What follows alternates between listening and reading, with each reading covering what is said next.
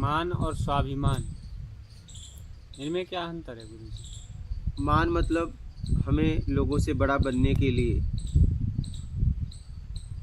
मान चाहिए, बड़ा बनना, मैं इनसे श्रेष्ठ हूँ, मैं इनसे नीचे नहीं हूँ, तो ये मान की इच्छा है। और स्वाभिमान मतलब अपनी आत्मरक्षा करना, अपने आप को हर जगह रखना, पहले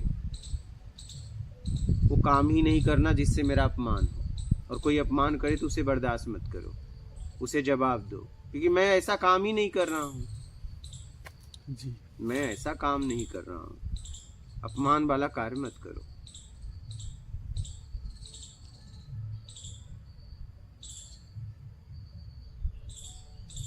और हमने कोई पीछे अपमान वाला कार्य कर दिया तो फिर उस अपमान को सहन करो, उसका जवाब अब तो उसका जवाब मिलेगा तो उसका बर्दाश्त करो, क्योंकि किया है। हाँ। हाँ, अगर जवाब देंगे उसको तो वापस दोबारा फिर बन जाएगा, वो और बढ़ गया और बन जाएगा। हाँ।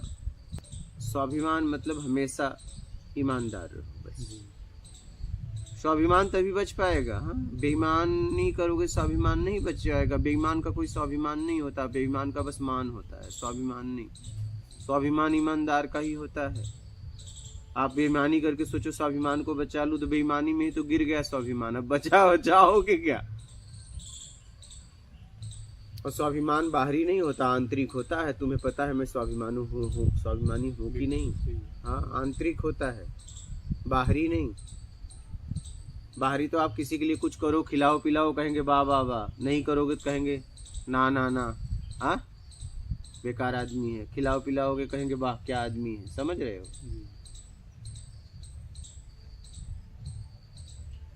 स्वाभिमान का पता स्वयं को होता है कि मैं स्वाभिमानी हूँ कि नहीं, काम कैसा कर रहा हूँ। अगर आप ईमानदार हो तो स्वाभिमानी हो, आप बेईमान हो तो स्वाभिमानी नहीं, तब अभिमानी। क्या हो? अभिमानी। क्योंकि बेईमानी से जो हासिल किया उसका धन दौलत नाम शोहरत पैसा का एक रुतबा बना के रखोगे, लेकिन वो अभिमान है कि मैं कुछ हूँ, लेकिन वो मिट जाएगा एक न एक दिन। लेकिन स्वाभिमान नहीं मिटेगा, क्योंकि स्वाभिमान में तुम होते हो। क्या? स्वाभिमान में तुम होते हो, बनाया हुआ अस्तित्व नहीं रहता कि मिट जाएगा, उसमें तुम होते हो स्वाभिमान में। इसलिए मैं कहता हूँ कई बार कि स्वाभिमान की रक्षा करते रहना, आत्मरक्षा करते रहना, कभी भी अपने आप को वहाँ मत, लालच में मत गिराना।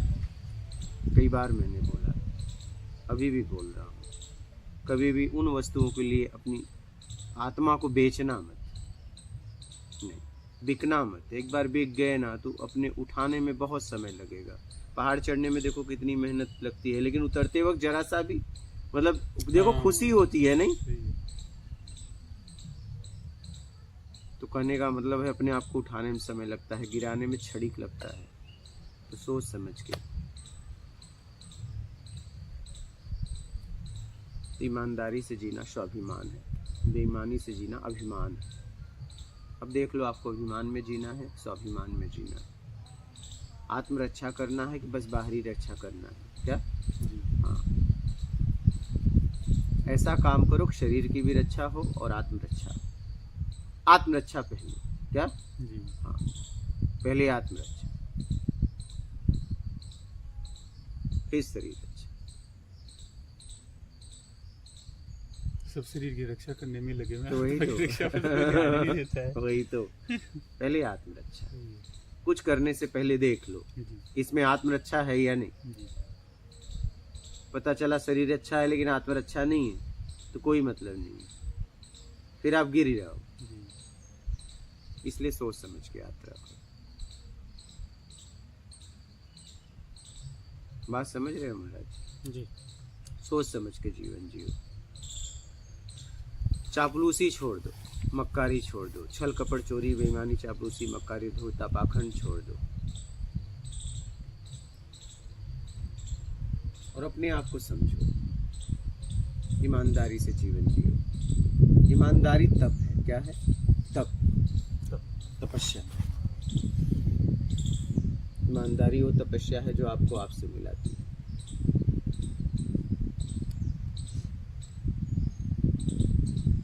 इसलिए ईमानदारी से जीवन जियो और कैसे भी अपना आत्मिक कल्याण करो।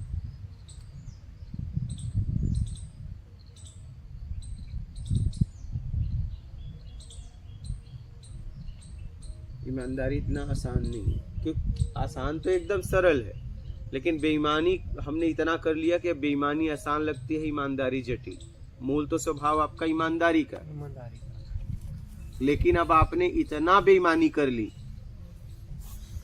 कि अब लगता है बेईमानी बहुत सरल है। और सबसे सरल ईमानदारी है, अपने आप होती है। बेईमानी आपको करनी पड़ती है, उसमें कितनी प्लानिंग, कितने लोगों को विश्वसनीय बनाना पड़ता है, भाई मेरी बात बताना मत है, कितने लोगों को मनाना पड़ता है, क्योंकि बेईमानी एक में तो होगी नहीं, दो में होती है।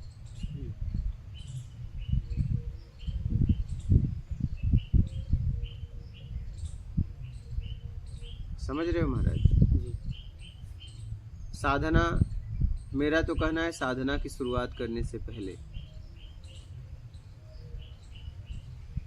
ईमानदारी सबसे जरूरत है। फिर कोई साधना करो चाहे मत करो, अगर ईमानदारी सत्कर्म अपना लिए तो मुक्ति से मोक्ष तक पहुंच जाओगे। क्या आप कोई साधना करो चाहे ना करो, और ये नहीं कि दुनिया की कोई भी साधना कर लो आपका कल्याण नहीं होगा, आत्मिक कल्याण नहीं होगा, वही बाहर ऐसे भटकते रहोगे नाम शोहरत पैसे के चक्कर में।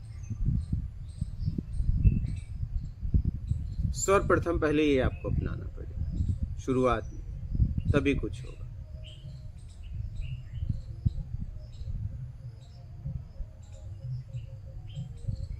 बात समझ रहे हो?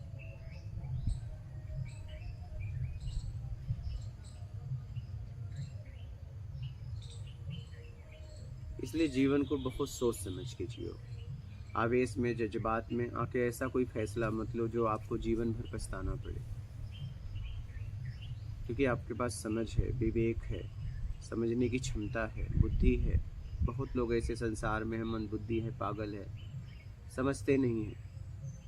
मेरा अनुभव है कि जो लोग इस संसार में अध्यात्म को समझते हो सौभाग्यशाली है, और जो नहीं समझने के बाद नहीं चलते वो दुनिया के सबसे दुर्भाग्यशाली व्यक्ति है। क्या आप बस शब्द लेके ढो रहे हैं, लेकिन जीवन में उतार नहीं रहे हैं, आचरण में उतार नहीं रहे हैं, कर वही रहे हैं, बस शब्दों का उन्हें ज्ञान हो गया है, लेकिन उसमें जीते नहीं।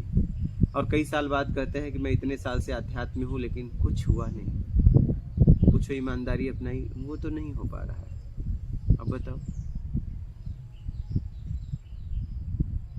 जब वो ही नहीं हो पाएगा तो शुरुआत ही अभी नहीं हुई।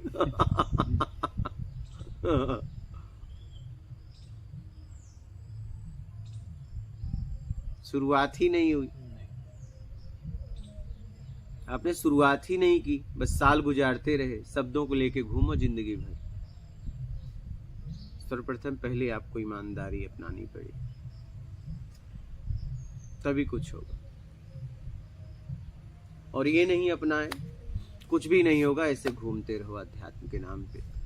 वेद पढ़ो, उपनिषद पढ़ो, वेदांत पढ़ो, शास्त्र पढ़ो, महापुरुषों की वाणी पढ़ो, कुछ भी नहीं होगा, ऐसे भटकते रह जाओगे, कुछ भी नहीं होगा जब तक ईमानदारी नहीं अपनाओगे। एकदम सीधी साफ सुथरी बात बता रहा हूँ आपको।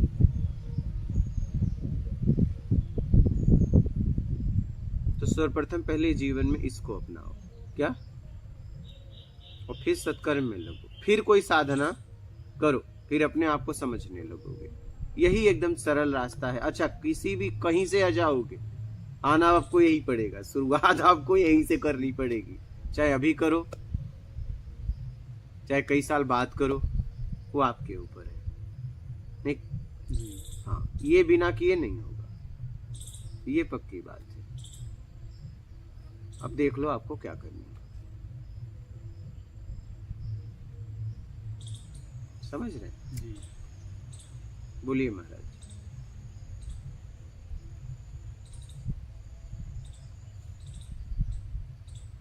इसलिए कैसे भी अपना आप कल्याण कर लो, और आपके हाथ में है, क्या कल्याण करना या ना करना आप ही के हाथ में है। आप सोचो नहीं कोई मेरा कर देगा, नहीं।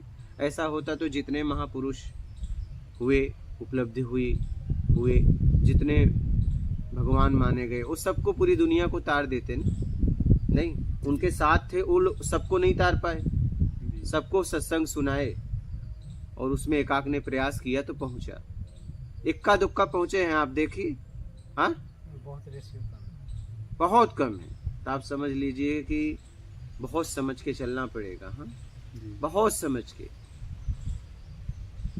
उनके पास तो भीड़ थी ना, बिल्कुल, सबको क्यों नहीं पहुंचा पाए? वो तो पहुंचे हुए थे, जिसने वहां प्रयास किया पहुंचे। कृष्ण के द्वारा कौन पहुंचे? अर्जुन पहुंचे, एक। सोचिए कितने लोग उनके साथ थे।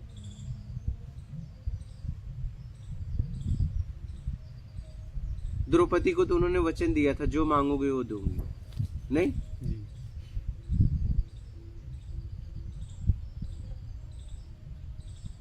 लेकिन जीवन भर में वही मांगते हैं जिसका हमारे जीवन में कोई मतलब ही नहीं है। क्या? हाँ, वैसे मिल जाता। हम बेमतलब का मांगते हैं, काम करते हैं मिल जाता वो।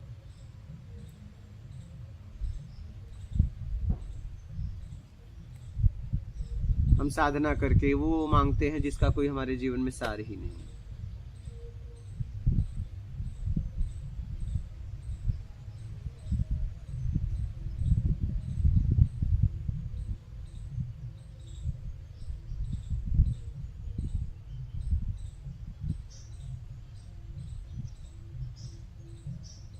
ईमानदारी अपना लो, इतना करो जीवन में पूरी तरह। हाँ, परसेंटेज में मत अपनाना कि कुछ अपनाया हो कुछ अभी बाकी है, नहीं तो आप बेईमान ही हो।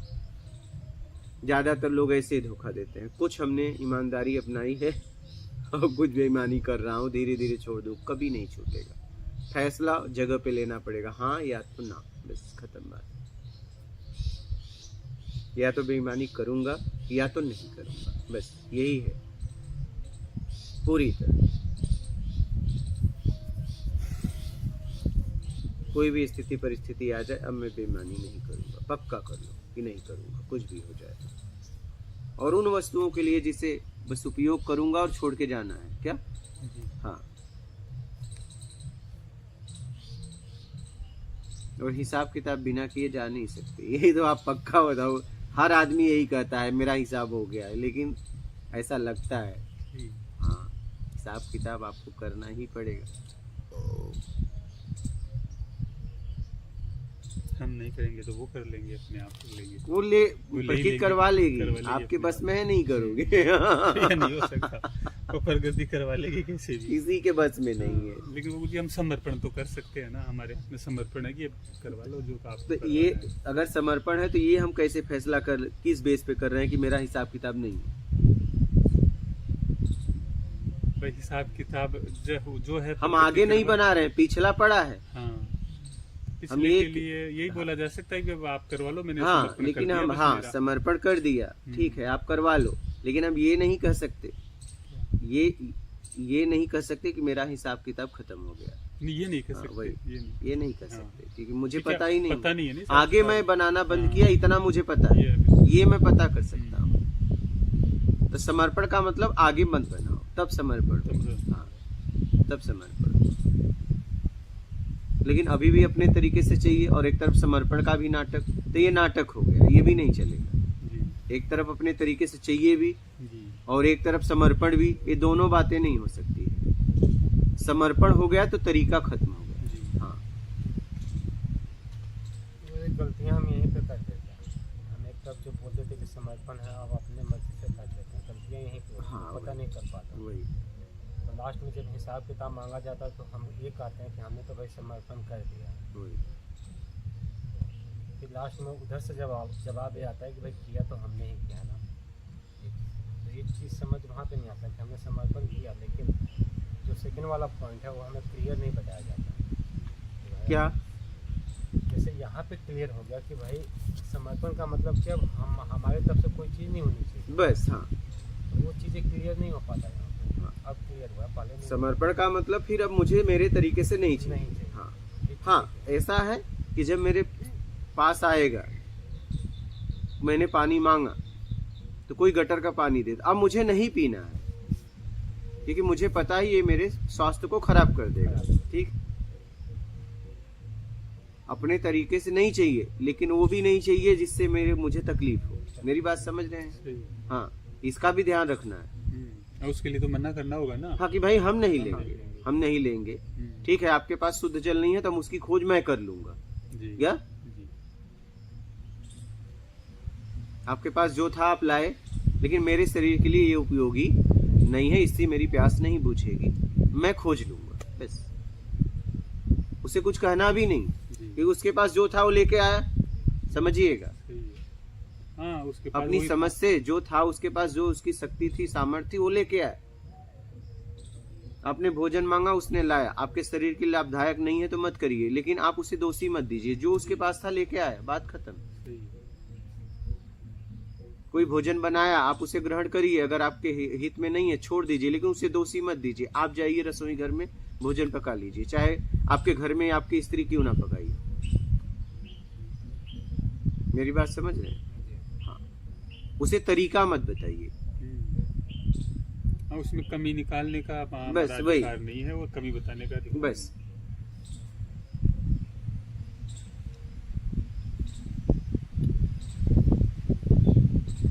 हाँ, अपने शरीर के लिए उचित अनुचित देख के ग्रहण करिए कि हमारे शरीर के लिए लाभदायक है कि हानिकारक है। हानिकारक है तो मत करिए, लाभदायक है तो करिए।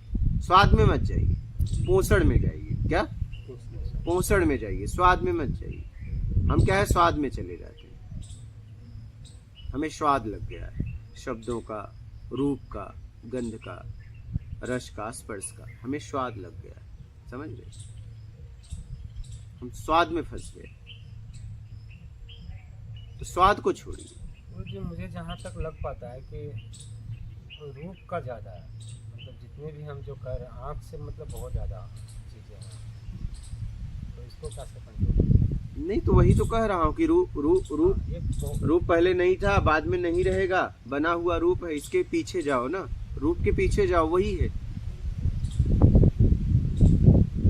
रूप के पीछे जाओ ना, वही तत्व है ना, वही सब है ना। जी। रूप के पीछे जाओ, रूप में मत फंसो।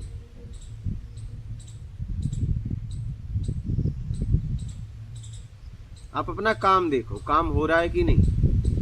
एक नल सोने का है, एक नल प्लास्टिक का। प्लास्टिक वाला टूटा फूटा है, उससे पानी आ रहा है, सोने वाले से नहीं आ रहा है, तो आपको लाभदायक कौन सा है? इसमें पानी आ रहा है। आपकी प्यास जो बुझाए। तो आप रूप में मत जाओ ना, रूप में जाओगे सोने में जाओगे, रूप अच्छा दिख रहा है, लेकिन वो आपकी प्यास थोड़ी नहीं बुझा पाएगा। आप अपनी जरूरत देखो ना, आवश्यकता देखो ना, हमारी जरूरत किससे पूरी हो रही है, बस बात खत्म। सही। बात समझ रहे हैं?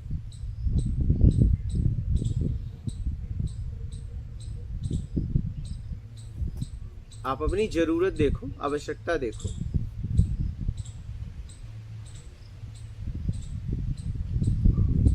कि आपकी जरूरत कैसे पूरी हो रही है।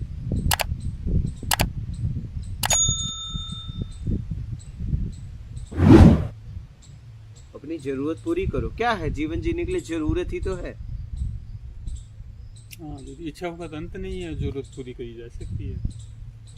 इच्छाओं का इसलिए अंत नहीं है, आपने योग्यता से ज्यादा इच्छाएं पैदा कर दी है ना, बात ये है। इसलिए फंस अगर आप अपनी योग्यता के अनुसार अगर इच्छा पैदा करते, तब तो आप फंसते ही नहीं। सही है। आप हमेशा जरूरत से ज्यादा, योग्यता से ज्यादा पाने के चक्कर में फंसे हो। बात समझ रहे हो? आप इच्छा तो बनाते हो, अपनी योग्यता नहीं देखते और अपनी जरूरत नहीं देखते कि आपको जरूरत है कि नहीं। मान के लिए आप इच्छा बना लेते हो, सम्मान के लिए इच्छा बना लेते हो, समझ रहे हो? उसमें फंस जाते हो।